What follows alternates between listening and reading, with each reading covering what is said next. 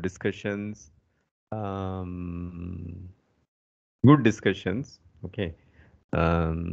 Let's see how we will do it in this class. Okay. So let me start with these slides. Am I audible? Yes, sir. Okay.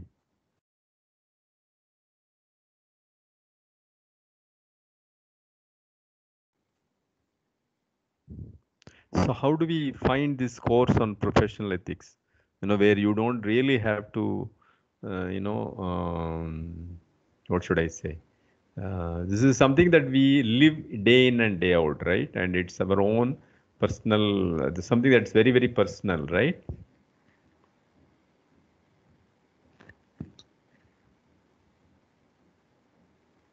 All right.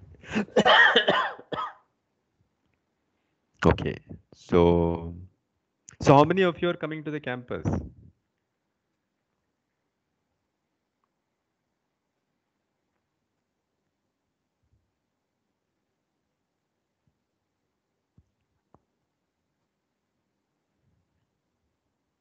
Am I audible? Nobody seems to be responding. Sir, yes, you are audible. Okay. So I was just wondering how many of you are going to come to the campus? Has anybody? All right, let me not force it on you people. ठीक है. So this is the slide that we Sir, started with. about others, but I'm not coming. All right, Sir, good. I'm also not coming. Okay. Vivek, is it? Sir, I am also not coming. Yes, sir, Vivek. Okay. If I do come, I'll be there after a week or two. Okay. Okay. Okay. Okay. Devanshi has also decided not to come. Okay. So who has decided to come then?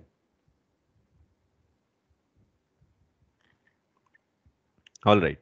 Okay. So this was a dilemma, right? This is an ethical dilemma, right? So read through this and then we will have a short discussion on this. Okay. This is what we started last time, and then my laptop just froze, and then we could not take the class forward. So read through this. I'll give you 2-3 minutes, and then we will have a look at it, discuss on it.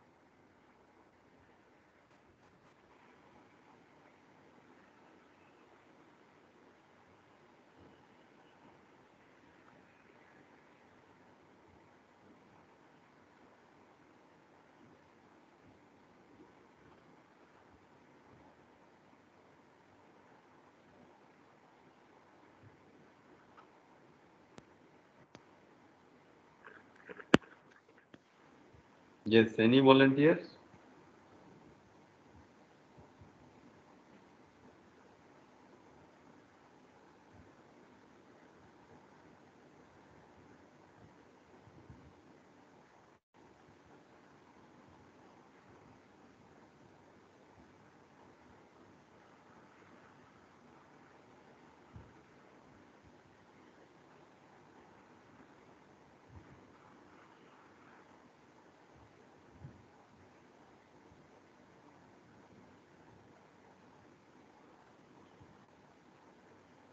At least one volunteer, I thought would be able to quickly answer. Sir, I do have an answer, but it's very brutal. So only because it's a critical situation, I'm able to answer it. Otherwise, I genuinely, No, I frankly, Yeah, go on. Manaswini, I think, all said and done, these are the reason why it is called as a dilemma is because you have to choose between two unpleasant choices, you know? Yes, sir, I know. So okay, I'm just gonna go ahead. Suppose I was in this situation, then I would like to know a little bit more maybe about who that one person who has to be strangled. I would like to know more about them. So let's say, the person who does have to be strangled, let's say they are a criminal or they are a murderer or something like that, then maybe that would make it easier. But let's say I didn't have any of that information either, then I would strangle the one prisoner, and then after that, just so that the other 19 are safe. Okay, very good. Any other opinion?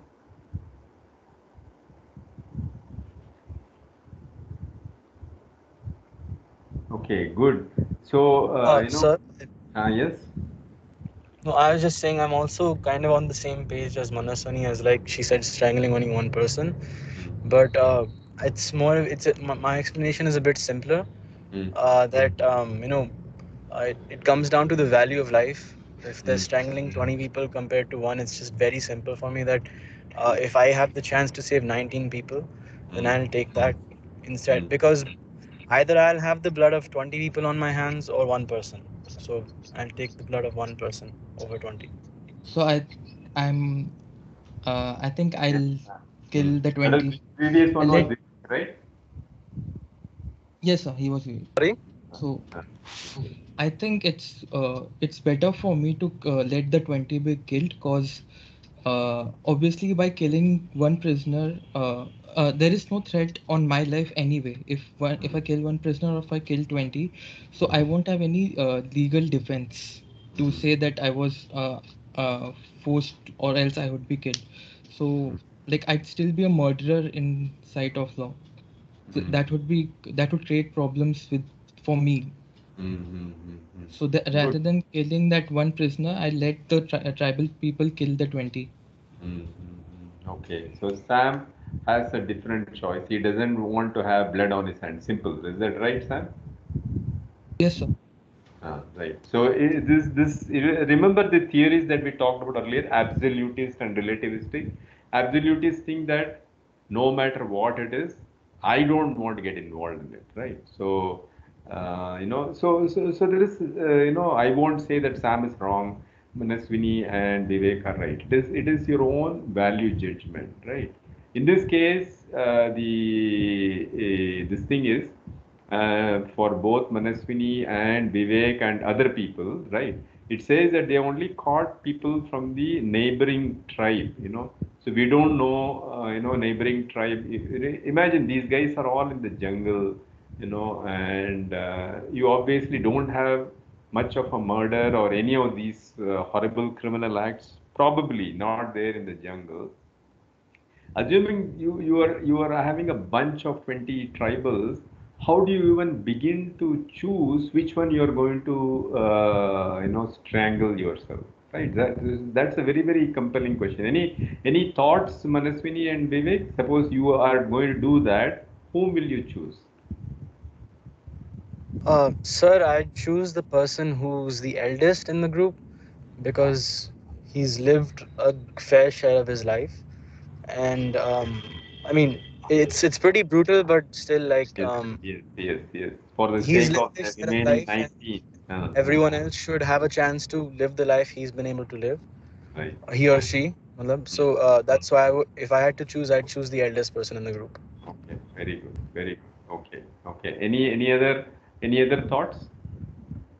Sir, Yes, since Manan. you asked me as well, since I would honestly just ask the other tribe to choose, because it's one less, responsibility on my head. That's just how I'm thinking. So I would just ask the other tribe to just choose one. Okay, okay. So they will choose and then you will carry out that. Yes, basically. Okay, okay, okay. So the choice depends on them, right?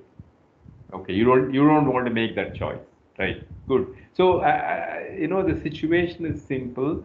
We already saw, in this class, three different opinions. I'm sure each of you will have other, maybe, few other variation in the theme. But this is just a simple thing. But there are many other, instances when people are faced with ethical dilemmas. So, what has happened is business has its own ethics. So, they are given a class on business ethics, right? And then you have engineers having to make a lot of ethical decisions. For example, when civil engineers build all these buildings, right, monuments, they know what kind of work that it should be done. But we also know that you have a lot of these other middlemen who can actually influence their decisions in using substandard quality, still charging a premium price, right? A lot of things happen, a lot of bad things happen, and it is for the engineer to decide whether they want to be ethical or not ethical. Not only business, medical ethics is such an important thing. Initially ethics were not such a big thing. We all know that how doctors are literally treated as gods even today in the rural areas, right? But it used to be more or less the case, same case in the cities. But now cities people have woken up, and a lot of doctors have been challenged in the court. Most some people who are extremely senior, who are very professional, they have been challenged in the courts for their decisions. When say, an unknown person, right? Unknown person comes to the clinic, right?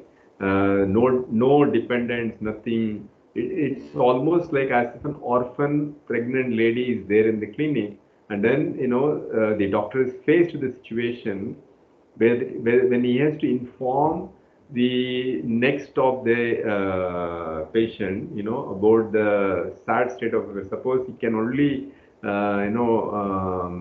save only one life, whether it's mother or the kid, and this lady has no one around, no one around. It is not unusual actually, especially in the government hospitals. Many people go get admitted, and then they say, I have no relative, so this has been seen many a times, time and again. Okay, I'm not giving some this thing. We have been seen time and again that many people come get admitted, and then there is no this thing. When the doctor is faced with an ethical situation, when he can't do it by himself, right? He has to inform somebody, get the consent of somebody, that both the mother and the baby are in a delicate situation, only one can be saved, or even if both of them can be done something, one of them may not survive, right? Can survive, the chances are slim. So he need to get consent. Many a times, these days the consent practice has become so common. Earlier it was not the case, right? And people kind of got away with it.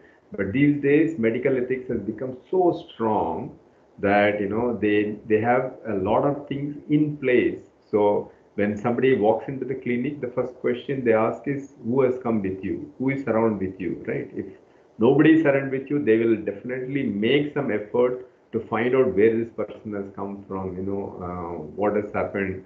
Is there a way to contact their relatives? Somebody has to be there, right? Nobody can walk into a city or into a clinic just like that. So, they make some efforts to trace out, get some information. It has become much more complicated these days. I won't say it is complicated, but there are a lot of, systems put in place so that tomorrow, you don't get into the legal side of it. So that is why. Okay. So if you look at it, as we imagine your own situation, when you have grown up from being, from primary school to high school to senior school to university. Now you can actually see that you have changed your own opinions, right? You have changed your own decisions many times. You have now become much more mature in your decision making ability, right? So if you look at it, the morality, okay, itself comes from, has at least three definitive stages. Okay. So just give me a minute. I hope I'm recording this. Currently being recorded. Sir, you are recording. Okay, thank you. Okay, so if you look at this, there are three stages of moral development. Okay, so this is called as Kohlberg's stages of moral development. This was uh, postulated in 1973. To a large extent, this holds true, but you have variations in theme. You still have finer this thing, several other theories, but by and large, this is okay. Holds good. What it says is that you have three stages of moral development. One is called as pre-conventional level, which is up to age 9, right? It is more on, it is mostly self-focused morality. Okay, morality is defined as obeying rules and avoiding negative consequences. Now, children in this stage see rules as set. That means there is no flexibility. Either you do or you don't do. You do, you have certain consequences. You don't do, you have certain consequences. And they definitely see, parents, mostly parents, grandparents, teachers, as the people who set these laws, right? And at this point, anything that satisfies a child's need is seen as good and moral. For example, you need to definitely educate the children, right? Okay, you definitely need to educate the children. So that is moral and ethical, right? The second level is conventional level, when it is from age 9 to adolescence. When people start focusing on others. From a kid's perspective, the kid lives in his or her own world, right? And from there it moves into others. It starts focusing on other people. Children begin to understand what is expected of them by parents, by their teachers, right? And by other people, right? Morality is seen achieving these expectations. So this is up to adolescence, early adolescence. Okay, fulfilling obligations as well as following expectations are seen as the moral law for children at this stage. So at this stage, again, it is parents, and it is the teachers, and maybe grandparents, maybe brothers, sisters, other relatives who set the stage. Okay, in the post conventional level, in the adulthood. Okay, as adults we begin to understand that people can have different opinions, right? Imagine the same case that we discussed. If you were to go and tell this in the school, in the say for the student who are in the primary stage, what will happen? They may not even make any meaning out of it. But as the same case, if you present it to a middle school, up to 8th standard, and then maybe to a 10th standard, 12th standard student, you will see certain stages. You will see each student, and in these age groups defining certain things. And but as adults, we now begin to understand that people can have different opinions about morality, and that rules and laws vary from group to group and from culture to culture, right? Morality is seen as upholding values of your own group or culture, right? Understanding your own personal belief, understanding your own personal allows adults to judge themselves and others based upon higher levels of morality. In this stage, what is right and what is wrong is based upon the circumstances surrounding an action. And the basics of morality foundation with independent thought playing. Even though now we are in a stage where everybody accepts what Sam said is right in his perspective, what Manaswini said is right in her perspective, what Vivek said is right in his perspective. Everybody realizes that you can have differences of opinion, and all these differences of opinion can coexist. So we have moved from one end to the other end. Probably at an earlier stage people might be rigid. They will say no, this is the right one to do. But you can think of instances when you yourself would have evolved all your thoughts from the previous one to what you're seeing now. Okay, integrity is something that is part and parcel of our life, right? So the question here is, have you had ethical dilemmas in your own life? I'm sure may not be big ones, but I'm sure you must be having or have had some ethical dilemmas. So the question is, how do you reason your way through them? And it doesn't matter what ethical theory you have done that. So you can find out whether you are being absolutist or relativistic. We'll probably worry about those things later. But what does integrity mean to you? A lot of this thing, we talk about integrity in business, we talk about scientific integrity, we talk about medical integrity, so many things, right? Each of them are, part of your ethical this thing. So do you aspire to be a virtuous person? Do you want to be, a person of high integrity people? So one thing that happens is when you have high integrity, the highly virtuous person, people start trusting you immediately. A lot of it is also based on other word of mouth. When somebody says, among your group, when somebody says this person is really honest, they are very kind and they will help you out, people tend to go to that person for advice, or people tend to ask their opinion maybe little more frequently than if this information was not said to them, right?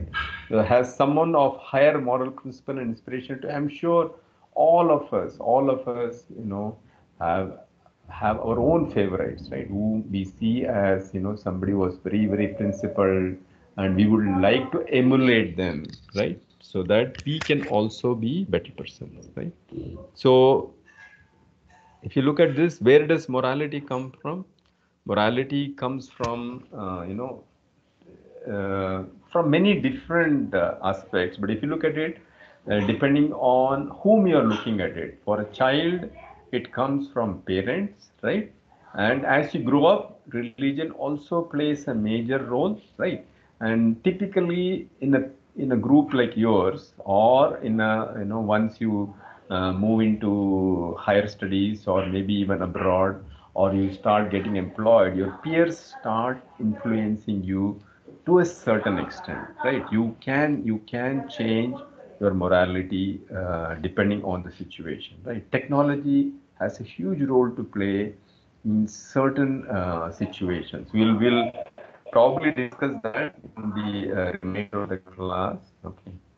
Okay, so how do parents influence the decision or the moral and ethical behavior? Parents instill ethics and morals in the children, right? So, for example, when a child yells at their friend by calling them abusive names, right?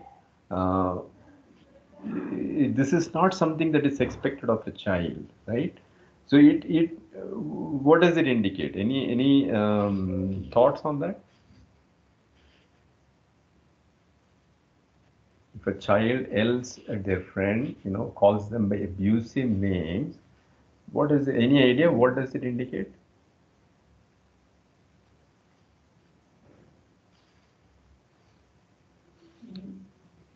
So the parents So we could. also, like, the parents might also abuse their friends or their Very peers good. in this Very way that good. the child, Sam, you are like, right. it's not. So, very good, Sam. Okay, so it is possible that the child finds himself or herself in an abusive environment, right?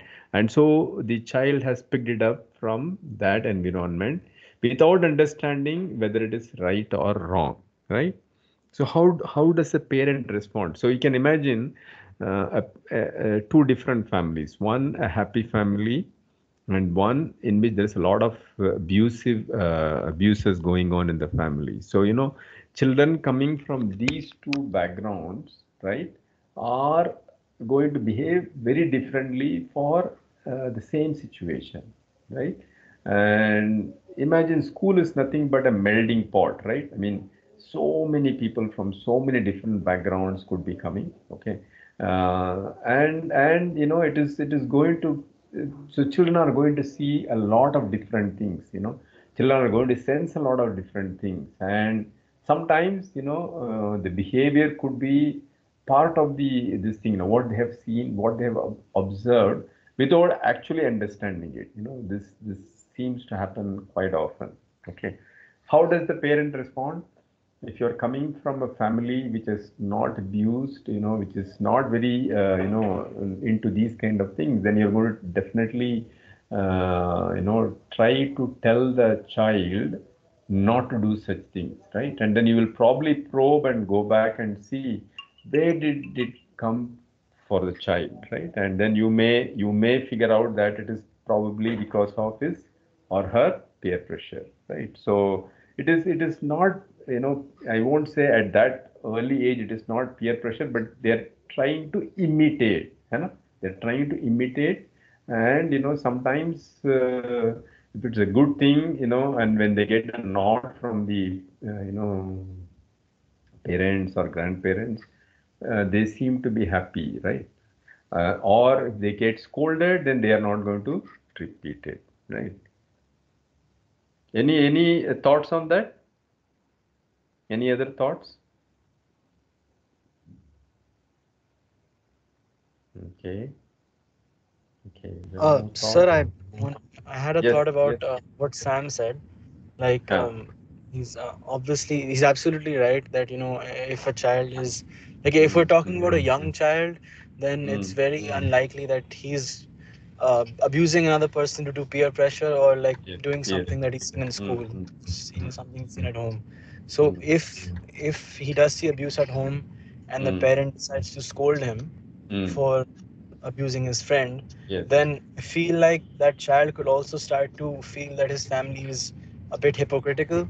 That Mm. trust could True. he True. could lose that trust on his Mm. parents, Mm. because he's seeing something else and he's being told something else. So Exactly.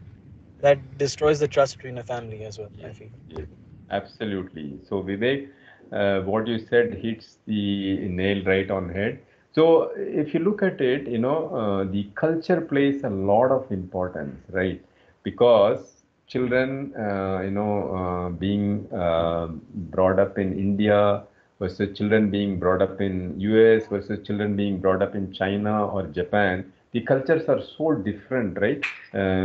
Chinese and Japanese, we all know that they tend to be more differential to their parents or elders, right?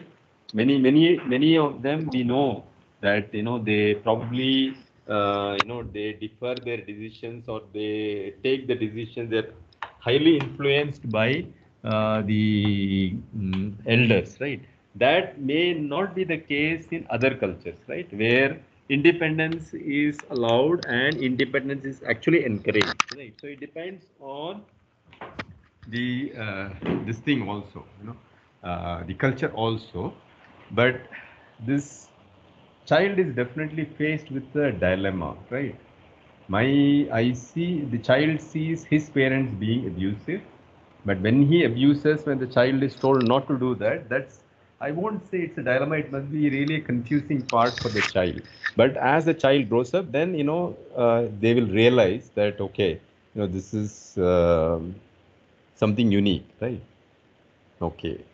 Okay. So religions also have a lot of guidelines in telling us, how to do, what to do, how not to do certain things, why not to do certain things, right?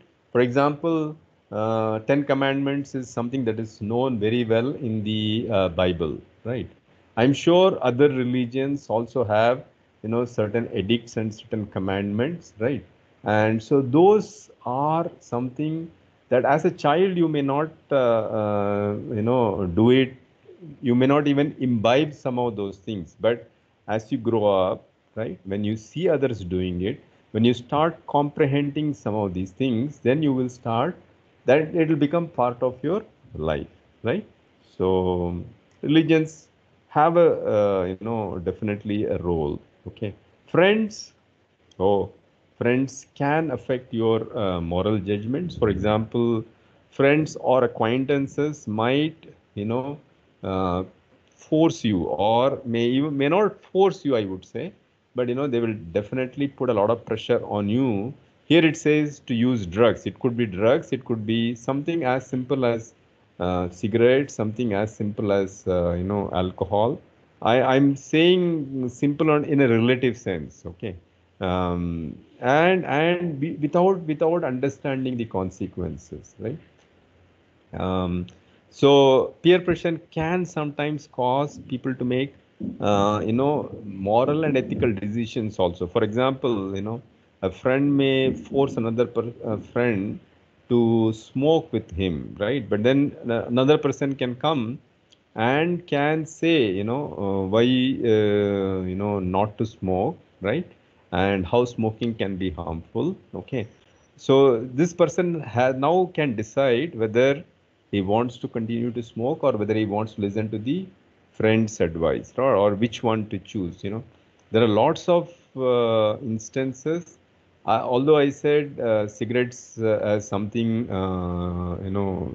lighter compared to drugs, but nicotine in cigarettes have been shown to be highly addictive. Okay, and hopefully in one of the modules we will see how cigarette companies systematically try to hide the evidence of the addictive nature of nicotine, and then eventually they were caught red-handed, and they ended up paying literally millions of dollars as a fine, okay, for wrongful advertisements. Okay, it reads like a novel.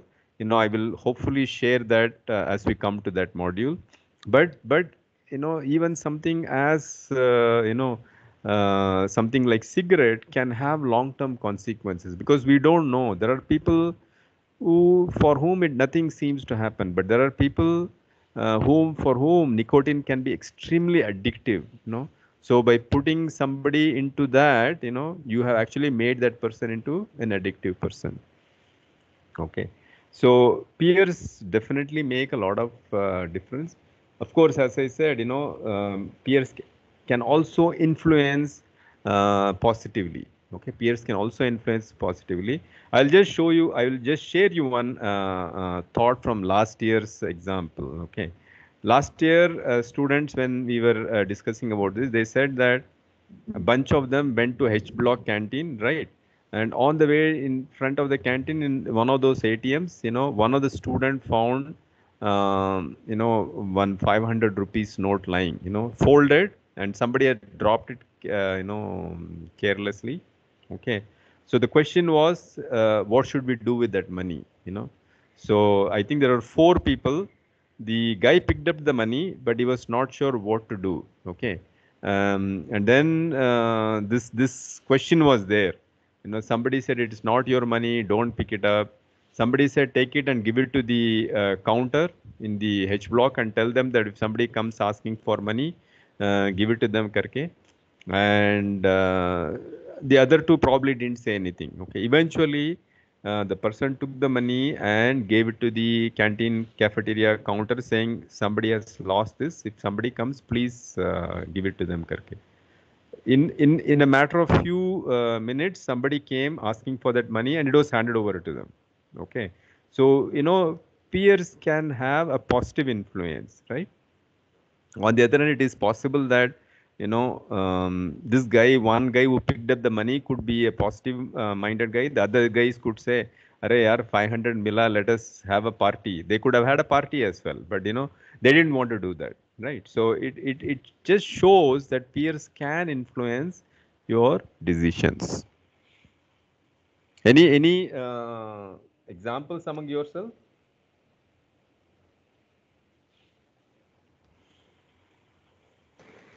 Sir, can I Yeah. answer? Yes, yes, Manuswini.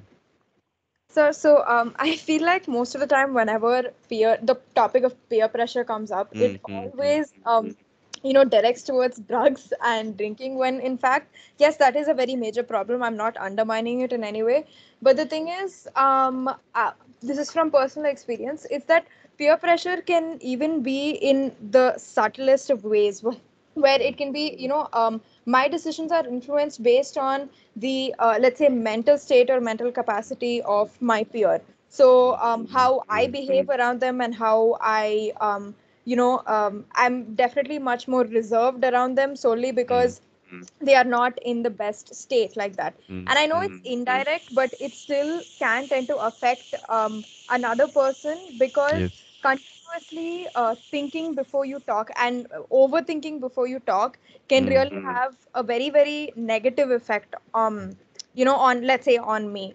So I feel like yes, there is positive peer pressure as well. I mean, especially now I feel like our generation is definitely very accepting of new cultures, and we talk more about topics which were considered taboo and stuff, and all that is passed on from our parents, right? And solely because we've interacted with so many other people who are our age, we're able to actually come out and be comfortable with talking about things which were considered shameful before. So I feel like again there are negative and positive influences, but Yes. they can be very very subtle as well. It doesn't always have to be drugs or money or something. True, true, true, true. So when we talk about drugs or all these things, they also tend to be age specific, right?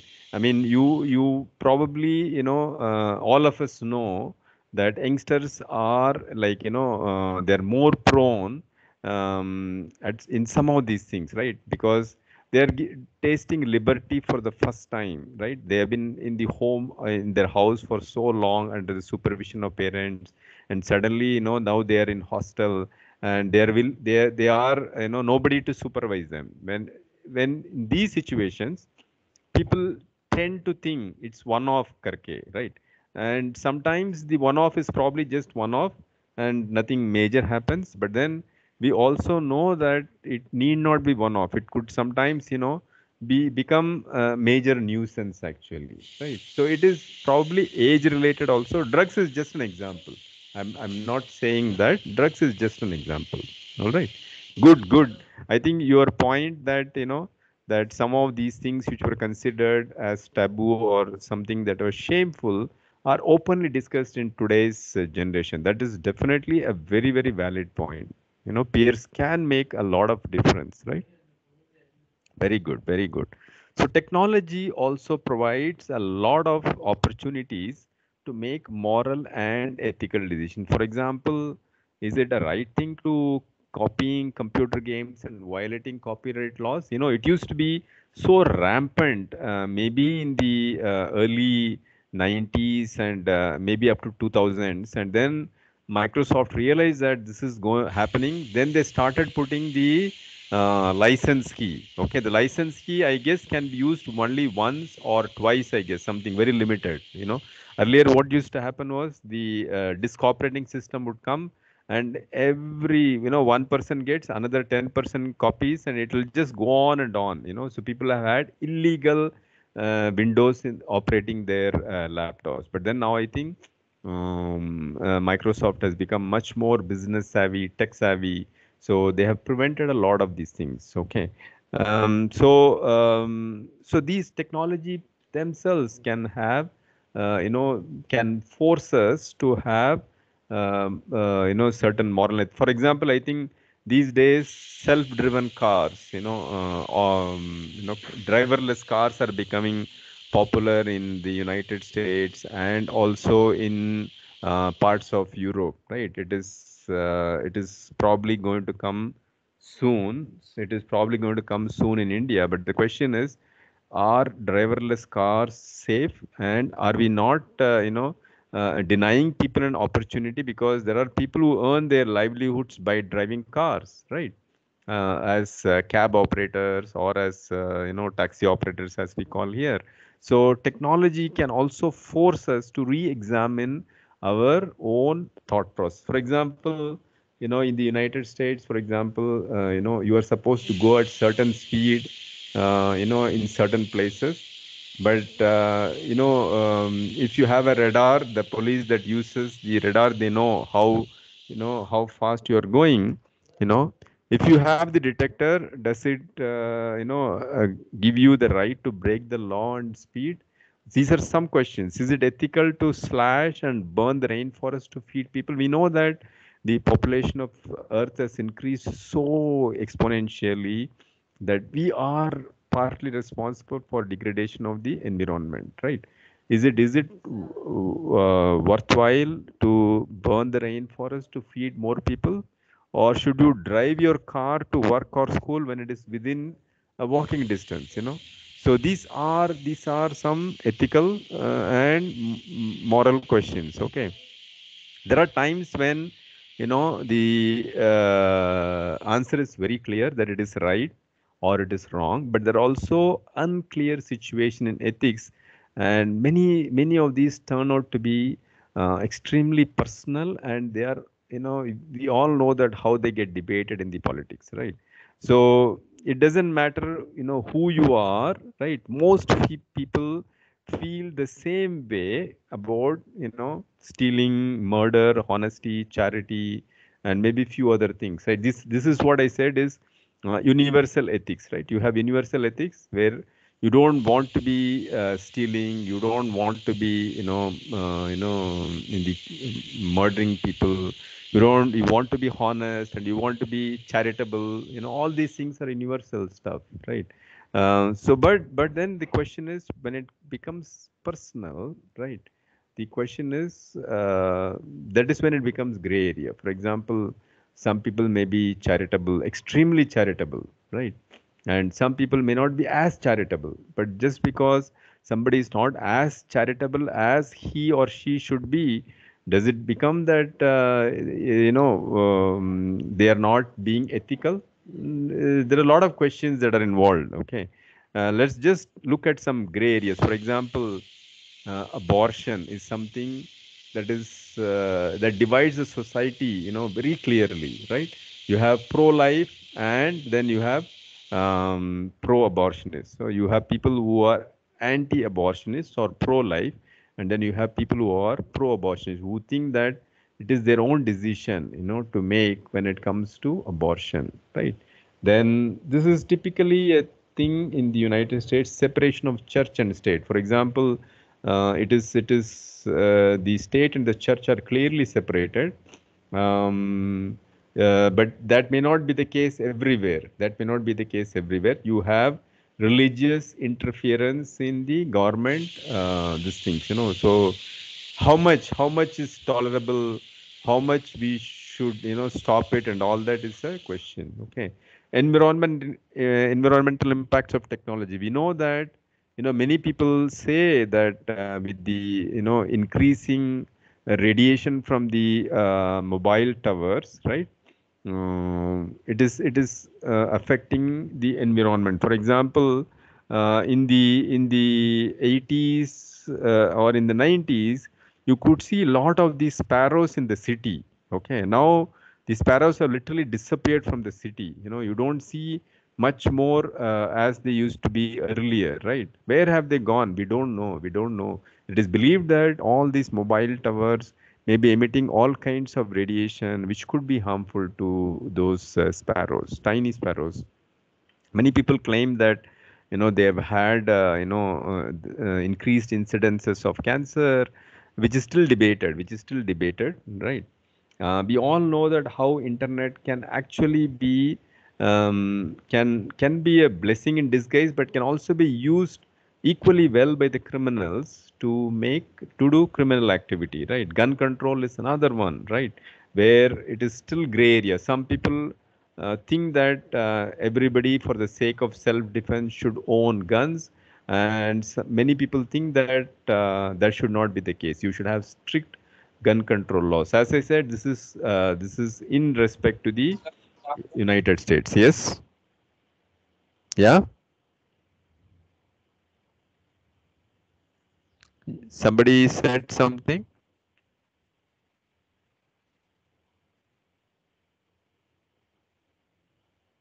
Okay, what about some of the other things, things like drunk driving, right? Um, these days we have strong, enforcement of these policies, but still, drunk driving is something that is still too often the case for fatalities, right? Suppose some of your own relative, one of your own relative is illegally dumping pollutants, right?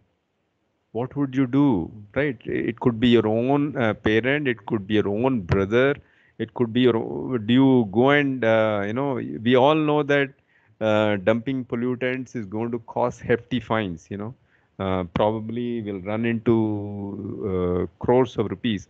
Would you tell the state authority and the central authority that my father is dumping pollutants illegally? So these are things that are very tough to answer, right? In reality, you have law, you have morals, you have ethics. Okay, law, you may not have law for everything, but then when you look at certain actions from a moral and when you try to examine it from an ethical lens, many a times we are faced with tough choices. We may or may not have the courage, or we may or may not have the means to do what is supposed to be right. Okay, we ought to do those right things, but we may or may not do that. It all depends on your personal choices, right? So point number 3, any thoughts on that?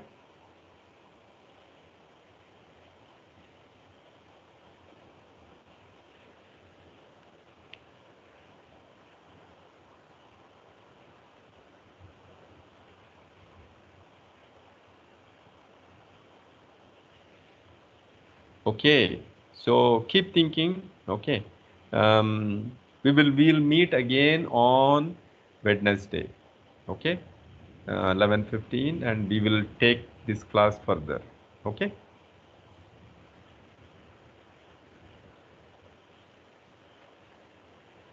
Okay, sir. Okay. Okay, sir. So good. Thank you for all these wonderful discussions. Keep the discussions on. Okay. Thank you, Manaswini. Thank you, Vivek, and thank you, Sam. I want others also to start, telling things. Okay. Okay. Take care. God bless you all. Bye. Thank you, sir. Yeah. Thank you, sir.